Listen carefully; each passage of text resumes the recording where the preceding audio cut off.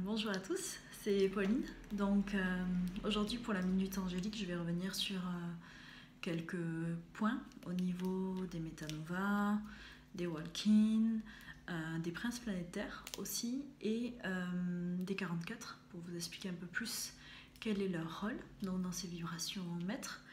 Et j'espère aussi que vous avez tous passé une bonne pleine lune, si je peux dire, avec tous ces émotions, un peu ces chamboulements qu'elle nous a fait ressentir au niveau de l'affect. Mais n'oubliez pas que de toute façon, lorsque vous n'êtes pas bien, lorsque vous êtes touché, vous êtes capable de transcender toutes ces énergies un peu plus sombres pour les mettre en lumière. Et cela ne peut passer que par vos connaissances, donc votre lumière, votre amour, votre savoir et surtout votre voix. Utilisez votre voix pour vous faire entendre. Utilisez votre voix pour faire passer des messages. Et c'est ainsi que nous répandons aussi la lumière. Donc, votre vérité n'est peut-être pas la même que tout le monde, mais cette vérité vous rapprochera aussi de votre moi supérieur, la meilleure version de vous. Donc cultivez cette vérité en vous, ce savoir, cette connaissance et donc cette lumière. Donc merci de m'écouter. Alors, je vais parler tout d'abord des princes planétaires. Donc, les princes planétaires, pourquoi? Parce que déjà, j'ai eu une de mes clientes qui est venue et son fils est un prince planétaire, mais bon, c'était la première fois, lui je ne l'ai pas vu, il est assez jeune, et donc nous en avons parlé un petit peu, et là je me suis dit, il faudrait peut-être que je pense à faire des recherches. C'est plutôt eux qui m'ont dit, j'ai eu ma petite voix qui me l'a dit, et heureusement parce que peu de temps après, en consultation, même si je suis aidée lors de celle-ci, j'ai eu un de mes clients qui vient et puis qui ne savait pas trop où il en était, voilà, qui ne se comprenait pas, comme beaucoup d'entre nous, je dois dire. Et je calcule et je vois que ces chiffres, en fait, alors il a un chemin de vie lambda, comme tout le monde, et sauf que vous savez, on calcule le chemin de vie en additionnant chaque chiffre de la date de naissance. Et après, pour en savoir un peu plus sur la mission de vie, quel est notre chemin, on regarde les 3 chiffres sacrés, donc le jour, le mois et l'année. Leur addition, ce que ça donne quoi, pas leur addition, mais genre, voilà, si vous êtes né le 1er février, donc 1, 2, et après l'année 90 par exemple, ça vous donne 1 aussi. Donc ces 3 chiffres indiquent votre mission de vie sur les 3 plans, celui de l'esprit, l'âme et de l'humain. Certaines personnes, lorsqu'elles regardent ces chiffres-là, cela peut donner par exemple 3, 3, 3 ou 1, 1, 1. En fait, 3 chiffres qui sont les mêmes. Et donc j'ai eu cette personne qui est venue en consultation, que j'ai aiguillé sur ce qu'était donc un prince planétaire, parce qu'un prince planétaire, c'est comme ça qu'on le reconnaît, c'est quelqu'un qui a une triple conjoncture au niveau de ses chiffres. Et donc je lui dis, par rapport à mes recherches, ce que j'en sais, c'est que alors, ils ne viennent pas vraiment de notre galaxie, en tout cas de notre univers, ils sont vraiment au-dessus, leur ADN, leur génétique n'est pas du tout la même que nous, alors que les maîtres nombres 11, 22 et 33 sont encore sur ce même plan, sont adaptés, on va dire, à cette planète, et on provient tous de la même lumière, alors que les princes planétaires viennent vraiment d'ailleurs, ce ne sont pas vraiment des humains comme nous, je dirais. Alors, ils ne sont pas soumis à la roue du karma, à la roue karmique, comme les maîtres le sont, mais pareil, ils n'y sont pas soumis. Et en fait, ils sont venus récolter des infos sur cette planète. En fait, apprendre à devenir un futur prince ou princesse planète Terre. Ils sont là pour en fait s'occuper de la vibration de leur planète à venir. C'est pour ça que là, ici, sur cette planète, nous sommes en 6. Donc ils viennent apprendre à s'harmoniser parce que Lucifer étant le prince planète Terre de cette planète-ci, qui est né en 666, c'est la planète de l'harmonie. Et donc, s'il y en a qui viennent en 1-1-1, tout ce qui va être la réalisation par soi-même, ils viennent apprendre l'harmonie ici. Et après, sur la planète, ils adapteront donc la vibration qu'ils auront apprise et on apprendra sûrement à se réaliser par rapport à cette vibration sur d'autres planètes, sur d'autres plans. Donc j'ai eu lui, j'ai eu une autre cliente qui est venue la semaine d'après et elle donc justement était en 1-1-1 mais par exemple en chemin de vie 5 je crois. Donc ça va être 1 se réaliser par soi-même et 5 par aussi la guérison, donc apprendre à guérir et à guérir aussi les autres par exemple. Et je discutais avec ma famille qui sont venus me voir et donc ma petite sœur me dit toi t'es un 11, notre frère c'est un 22, elle me dit et moi je suis un 6 quoi. Elle me dit genre je suis un 6, je peux pas être qu'un 6. Et je lui dis ben je sais pas. Je lui dis je me rappelle plus, elle me dit c'est quoi ma mission de vie parce qu'elle me dit je sais pas ce que je dois faire. Bon elle est jeune mais elle se demande déjà. Et je lui dis ben redonne-moi ta date de naissance que je calcule. Et là en fait je calcule, donc bien chemin de vie 6 et je regarde 5, 5, 5. Et là, je lui dis, mais en fait, t'es une princesse planète Terre. Elle me dit vraiment, je lui dis oui, et le 5, c'est la transformation, le changement et la guérison. Je lui dis donc peut-être qu'un jour, on viendra sur ta planète apprendre tout ça. Donc là, voilà. Je lui explique comment ça se passe, qu'elle aussi, ben, pas de karma comme nous, donc faire attention au karma instantané. Vous créez votre vie, vous créez votre avenir. Alors ça peut être des gens qui sont parfois un peu difficiles, avec un certain ego, qui ont beaucoup de mal à comprendre aussi parfois les autres, parce que ils viennent pas d'ici. Et puis ils vont avoir à récolter des informations par rapport à la vibration dont ils seront porteurs ensuite sur leur planète. Donc on va les mettre face à des épreuves, quoi, des situations qui feront face à ça.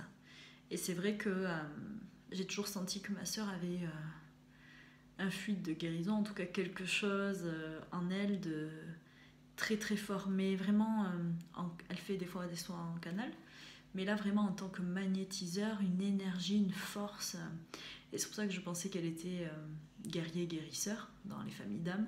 Puis en fait maintenant je comprends, non, c'est une princesse planète Terre qui est venue ici observer les humains pour savoir comment faire et pour ne pas reproduire sûrement les mêmes erreurs, si je peux dire.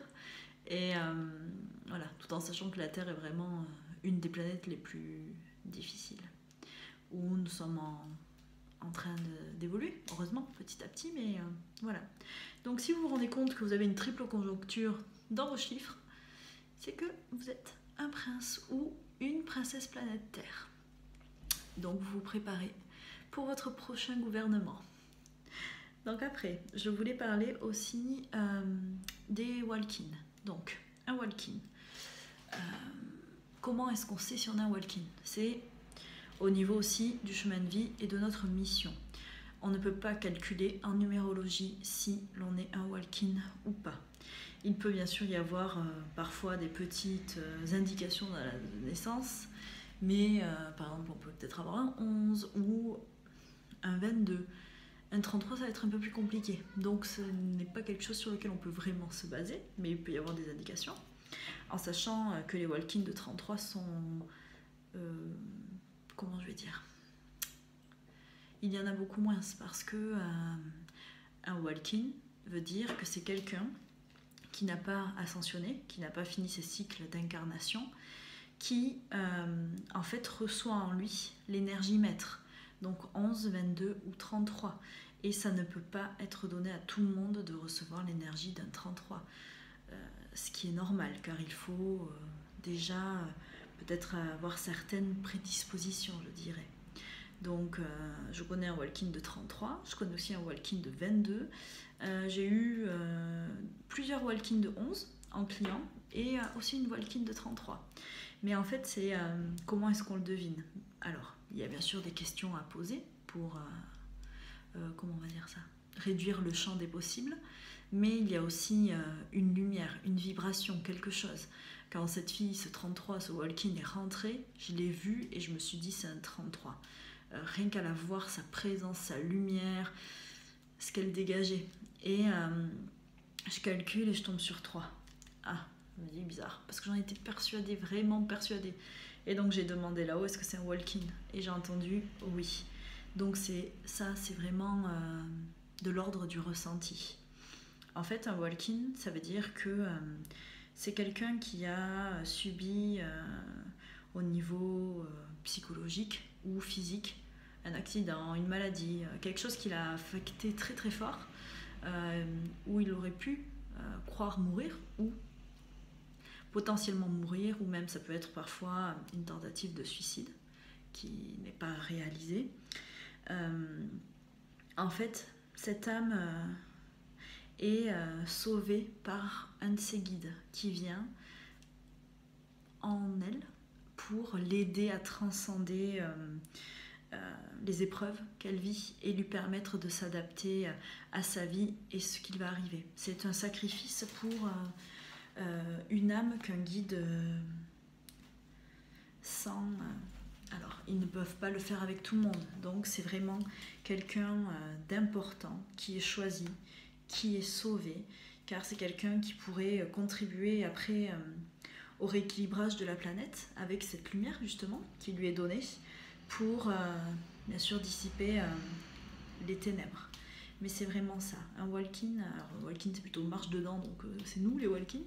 Et il y a un guide à l'intérieur de nous, et ce guide vient nous permettre de nous adapter à notre vie, aux épreuves que nous avons choisies, à ce qui était prévu pour nous. Mais comment je vais dire ça, donc ça efface tout. Si vous êtes un 3 en walk-in de 33, un 5 en walk-in de 11, en fait vous n'êtes ni un 3 ni un 5. L'évolution en fait est directement complétée, donc vous devenez cette évolution maître qui est en vous.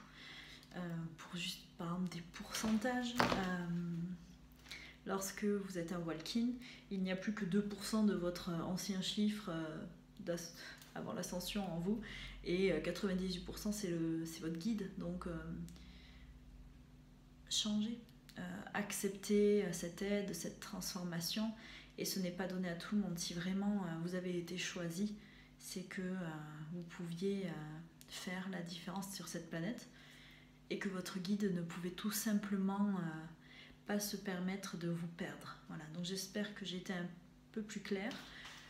Donc les princes planétaires qui n'appartiennent pas à notre système karmique ni vraiment à notre galaxie, les walk-in, donc ce sont des gens qui n'ont pas encore ascensionné et qui reçoivent en eux une énergie maître qui leur permettent d'avoir leur évolution complète, donc leur réservoir de lumière entier. Donc ces walk-in sont soumis comme les maîtres à un karma instantané, plus d'avenir, voilà.